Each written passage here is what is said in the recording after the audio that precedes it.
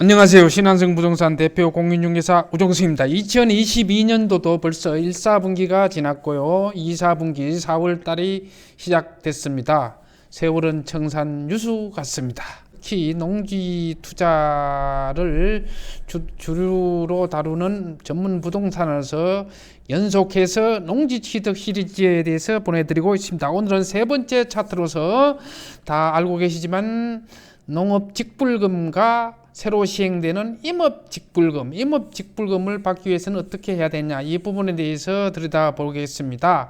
그리고 또 다음 차트로서는 농민기본소득, 농업직불금과 농민기본소득은 이미 신청을 받고 있기 때문에 제가 시리즈로 보내드릴 것이고요. 그 다음에 농지연금, 그 다음에 농업인의 혜택, 농업인의 혜택이 실질적으로 한 10가지 정도 있습니다. 그 다음에 농막이 주택에 들어가지 않으려면은, 그 다음 시리즈에는 또 농가주택, 농어촌주택, 농촌주택들이 양도세, 비과세가 되는 농어촌주택들이 어떤 것들이 있냐, 이 부분에 대해서 농지 투자와 관련해서 부수적이긴 하지만은 이 부분에 대해서 집중적으로 보내드리고자 합니다.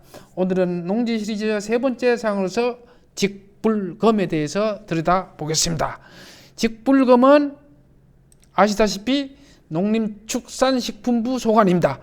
정식 명칭은 공익직불제고요. 2022년 4월 1일 오늘부터 5월 30일 다음 달 말일까지 신청을 받고 있습니다. 자, 그럼 직불금이 뭐냐? 개념 자체는 거두절미하고 농사를 지으면 되고요. 자, 공익직불제, 직불제는 기본형과 선택형이 있는데, 선택형은 친환경 영농 같은 경우니까 일반적으로 해당되지 않고요. 기본형에서 소농직불금과 면적직불금, 소농직불금은 면적과 별 관계 없이 일정한 요건만 맞추면은 연간 120만 지급하는 것이고요. 면적은 면적별로, 구간별로 지급을 하는 것이 면적직불금입니다.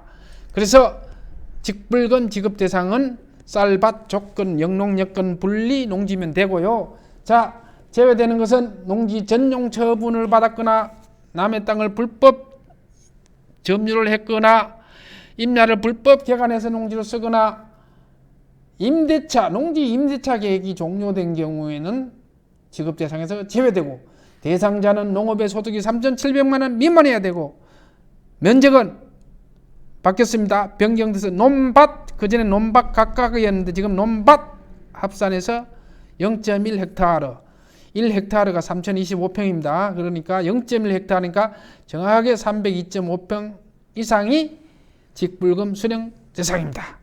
자, 소농가 면적직불금 나누는데 그중에서 소농직불금, 농가에게 다 지급을 합니다. 농가가 뭔데요? 주민등록상 세대를 같이 구성한 세대원 포함해서 주민등록상에 다 올라온 사람을 한 가족으로 보고 뒤에 나오는 요건에 맞추면은 연 120을 주겠다. 뒤에 나오는 요건이 농지 면적은 0.5헥타르, 약 1,500평 이하여만 돼요.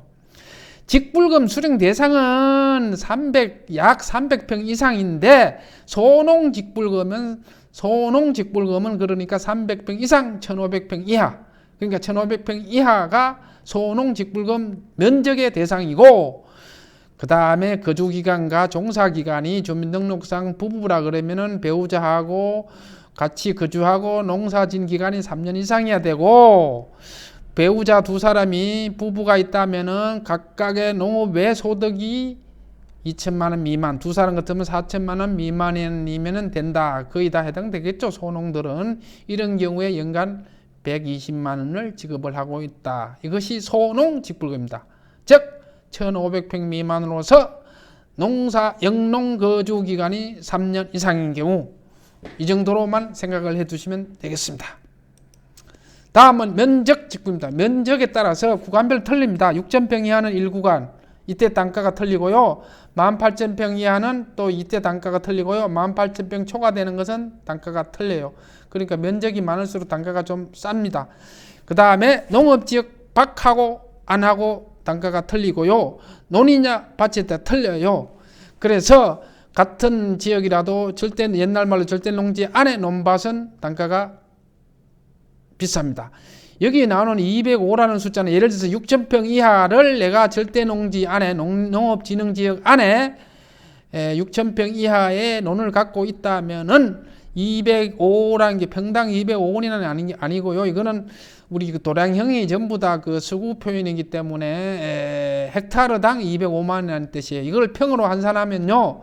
제가 평으로 환산해 보니까 절대농지 안에서 논밭은 6,000평 이하인 경우에 평당 677원. 농업 절대농지 밖에서 노는 평당 588원. 절대농지 밖에서 밭은 평당 442원. 그러니까 442원에서 670원 정도가 돼요.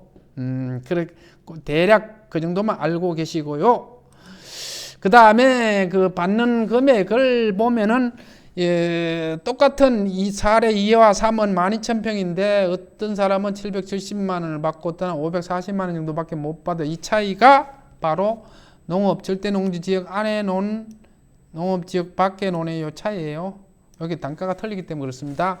자, 그래서 참고로 농업인 개인이 가장 직불금을 받을 수 있는 한도는 30헥타르 환산하면은 9750평입니다. 9만평. 개인이 9만평 가진 사람 보지를 못했어요. 아직까지. 이런 경우에 제가 직불금을 계산해보니까 3구간에 해당되는데 이분 같은 경우는 이론상은 한 5,600만 원 정도쯤 받더라고요. 그러니까 개인이 최고로 받을 수 있는 건 한 5,600만 원, 5천만 원 선 정도 되는 것 같아요. 그 다음에 농업인들은 농업법인은 15만 평까지 직불금을 받을 수 있고 그보다 더 큰 전력 경영체라고 있어요. 이런 분들은 120만 평까지 이 직불금을 받을 수 있습니다. 그러나 개인 몇천 평 갖고 있는 거는 거의 그 금액이 소소하긴 합니다만은 조금만 신경 쓰면 알뜰하게 챙겨 드실 수가 있겠습니다. 자, 지금 직불금 신청입니다. 제일 중요한 거는 어디다 신청을 하는데요. 우리는 모든 기준을 행정적으로 따질 때 인적 기준과 물적 기준이 있어요. 이 농업 직불금은 물적 기준, 농지 소재지, 땅에 있는 농지 소재지. 용인에 살면서 안성에 땅을 갖고 있다. 안성 읍면동에다가 농지를 직불금을 신청하는 것입니다. 그 다음에 직불금을 신청을 하면은 약 11월이나 12월에 수령이 되고요. 그 다음 중요한 게, 자, 이제 임업 직불금도 시행을 한다고 이제 발표를 했어요. 시행령이 개정돼 가지고 올 10월 달에 9월 말까지 임업 경영체를 등록을 해야 돼. 임업 경영체. 이걸 9월 30일까지 등록을 하는데 어디다 등록을 하느냐? 요건 또 주소지 관할이에요. 주소지 관할. 자기가 사는 주소지 관할에 산림청이나 국유림 관리사무소에 직접 방문하거나 우편이나 문서나 팩스나 문서 24시로 서류를 제출하면 됩니다. 신청을 하고 나서 30일 이내에 자기가 사는 주민센터에 가서 발급을 받아보면 됩니다. 경영체 등록이 됐나 안 됐나. 그래서 그 임업 경영체를 자기가 사는 주소지 관할에 가서 신청을 하시면 되는데, 자, 문서 24라는 그런 그 사이트 서비스가 있어요. 행정안전부. 여기에서 온라인으로 할 수 있는 분은 문서를 올려서 보내면 되고요. 자, 중요한 것은 임야라도 그냥 쉽게 말씀하면 약초를 재배하거나 나무를 가꾸거나 어떤 묘목을 조림을 해야 됩니다. 그냥 있는 상태에서는 임업직불금을 주지 않을 것입니다. 그래서 어떤 분들은 벌목 허가를 받아서 일부 조림 목적으로 나무를 솎아낸다 그러죠. 베어냈어요. 이거를 돈을 받기 위해서, 직불금을 받기 위해서 그런 거죠. 그러면은 내가 산을 가꾸었다, 이렇게 되면 임업직불금을 받을 수 있겠죠. 이런 부분은 또 해당 산림청에다가 더 확인해 보시기 바라고, 이 밑에 게 중요합니다. 제가 이거는 직접 산림청에다 물어봤어요. 수도권, 서울, 인천, 경기를 말합니다. 서울은 서울관리사무소. 그 다음에 서울 이외의 인천, 경기는 수원관리사무소에다 신청을 받습니다. 그런데 지방은요. 동부지방산림청, 동부, 서부, 남부, 북부, 중부 지방산림청에다가 신청을 받습니다. 이거 참고하시기 바라겠고요. 서울은 서울관리사무소, 수도권은 나머지는 수원관리사무소, 지방은 지방산림청 동서남북 중부 중에 어느 하나 해당되는 곳에 신청을 하시면 되겠습니다. 그래서 산림청 홈페이지에 들어가 보시면 자세히 나와 있으니까요. 거기 보시면은 임야 대상 농업 경영체 이렇게 등록하세요라고 되어 있고, 이 밑에 전화번호도 있으니까 유의하셔서 농지를 갖고 있으면서 농지는 부지런해야 된다 그랬죠. 게으르면 안 된다 그랬죠. 소소하다고 이거를 무시하는 것보다는 알뜰하게 챙겨 드시면서 농지를 가꾸면서 농사 짓는 것도 하나의 보람이라고 할 수 있겠습니다. 농지 투자하는데 유의하시면서 투자에 참고하시기를 바라면서 오늘은 여기서 마치겠습니다. 감사합니다.